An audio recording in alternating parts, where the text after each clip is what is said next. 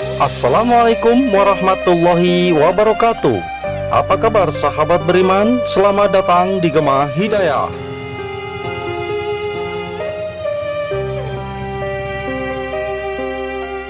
Kita hidup di dunia ini tidaklah sendiri. Ada makhluk lain seperti hewan dan tumbuhan yang hidup di dunia ini. Sebagai sesama makhluk ciptaan Allah Subhanahu wa Ta'ala, kita harus menjaga serta merawatnya. Sungguh dilarang kita berbuat seenaknya kepada tumbuhan dan binatang yang hidup di muka bumi ini.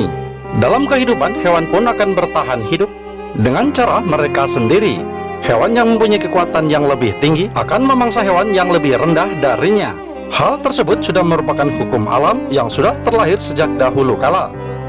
Jika kita memburu binatang secara berlebihan, maka akan mengganggu ekosistem dan rantai makanan yang sudah terbentuk. Namun pernahkah terfikir di benak kalian sahabat beriman? Bagaimana arwah hewan yang menjadi mangsa hewan buas lainnya? Lalu bagaimana nasib arwah hewan yang tewas dimangsa oleh temannya? Simak video ini hingga akhir agar mendapatkan informasi secara utuh.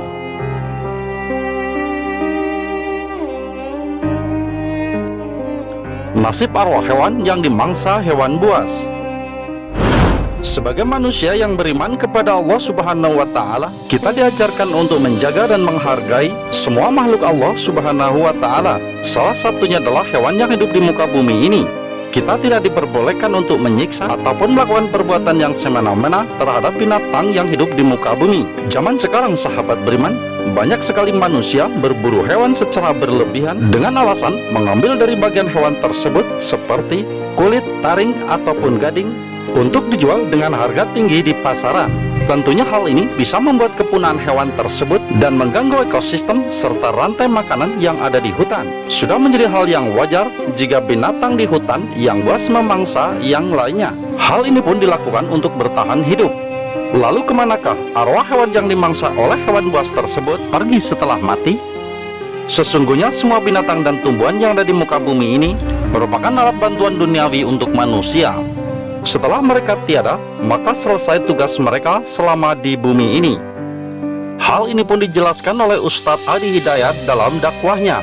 Hewan dan semacamnya, dia diciptakan di dunia untuk memenuhi kebutuhan manusia. Ada yang sifatnya jadi makanan, ada yang sifatnya jadi petunjuk, dan ada juga yang sifatnya jadi tanda alarm dalam kehidupan. Macam-macam. Di akhirat nanti sudah selesai masa tugasnya. Dia hanya kebutuhan dunia saja.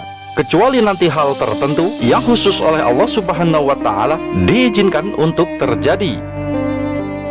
Semuanya yang ada di dunia ini sahabat beriman, seperti hewan dan tumbuhan dihadirkan untuk membantu umat manusia di dunia untuk beribadah kepada Allah Ta'ala.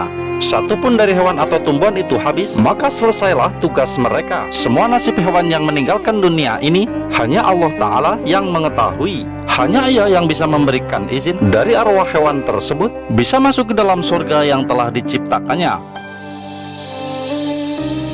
Namun sebelum lanjut, klik dulu tombol loncengnya agar kita tetap bertebar siar melalui channel ini. Mari berbagi pengetahuan dan ilmu yang bermanfaat. Amin ya robbal alamin.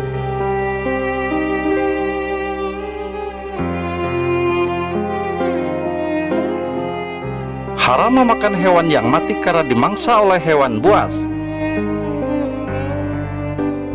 Dalam ajaran Islam kita diperbolehkan untuk makan daging hewan. Namun memang tidak semua hewan dapat kita makan. Ada beberapa kategori makanan yang diharamkan. Jika seperti itu, sebagai seorang muslim yang beriman, jadi kita harus patuh dan tidak boleh melanggarnya. Kita tidak diperbolehkan untuk memakan daging hewan yang sudah dimangsa oleh hewan buas.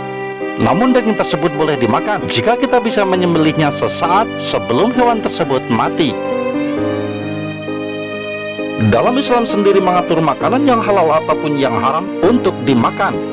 Hal ini pun dijelaskan dalam Al-Quran. Diharamkan bagimu memakan bangkai, darah, daging babi, dan daging hewan yang disembelih bukan atas nama Allah, yang tercekik, yang dipukul, yang terjatuh, yang ditanduk, dan yang diterkam binatang buas, kecuali yang sempat kamu sembelih. Dan diharamkan juga yang disembelih untuk berhala. Dan diharamkan juga mengundi nasib dengan azlam ataupun anak panah, karena itu suatu perbuatan fasik. Pada hari ini, orang-orang kafir telah putus asa untuk mengalahkan agamamu. Sebab itu, janganlah kamu takut kepada mereka, tetapi takutlah kepadaku.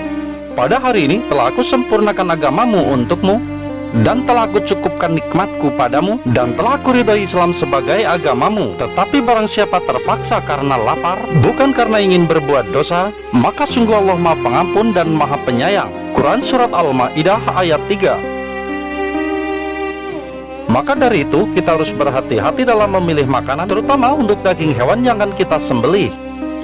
Sudah pahamkah kalian sahabat beriman? Apa hukum memakan hewan daging buas? Selain babi, dalam Islam juga mengharamkan umatnya untuk memakan hewan buas. Memang, semua hewan yang ada di dunia ini adalah untuk membantu umat manusia hidup di muka bumi, tetapi dalam ajaran Islam sendiri mengajarkan untuk tidak memakan semua hewan yang ada di muka bumi. Hewan buas yang ada di sekitar kita, jika tidak terpaksa, maka tidak diperbolehkan untuk memakannya. Hal ini pun diterangkan dalam hadis. Setiap yang bertaring dari binatang buas, maka memakannya adalah haram. Hadis riwayat Muslim nomor 1933. Jika dipikir secara logika, saat kita memakan hewan buas yang ada di bumi ini, maka akan ada potensi bahwa binatang buas tersebut akan menjadi langka dan mengalami kepunahan. Jika hal itu terjadi, maka akan terjadi kekacauan rantai makanan yang ada di alam. Tentunya akan berdampak buruk juga bagi ekosistem hutan dan kehidupan satwa lain. Maka dari itu, sebagai umat muslim yang beriman, kita harus mematuhi segala perintahnya dan menjauhi segala larangannya. Tentunya hal ini bisa menjadikan diri kita salah satu penghuni surga. Jangan sampai karena hanya makanan yang kita makan di dunia, diri kita akan masuk ke dalam api neraka karena ketidaktaatan diri kita kepada Allah Subhanahu wa Ta'ala. Sungguh mengerikan, bukan sahabat beriman?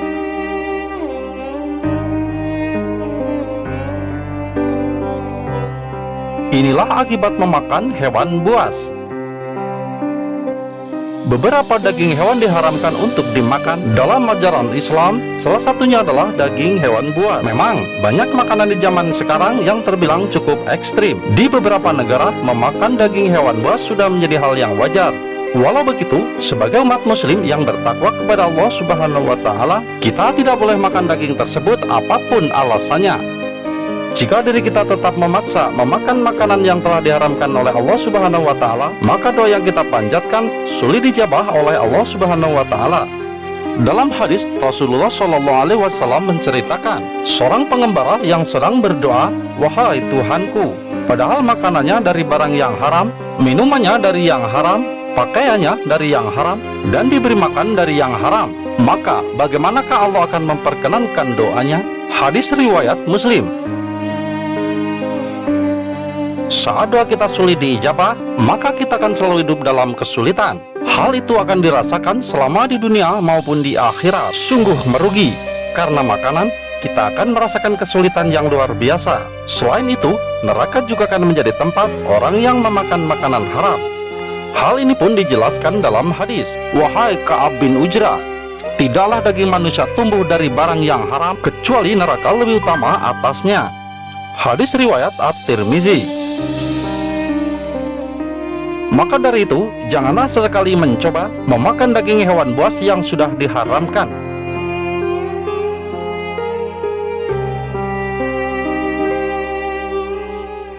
Bagaimana sahabat beriman? Masih penasarankah kalian? Semoga informasi ini membuat kita berpikir lebih bijak. Dan jika tayangan ini bermanfaat, maka share ke yang lain, karena sebaik-baik manusia adalah yang bermanfaat untuk orang lain. Wassalamualaikum warahmatullahi wabarakatuh.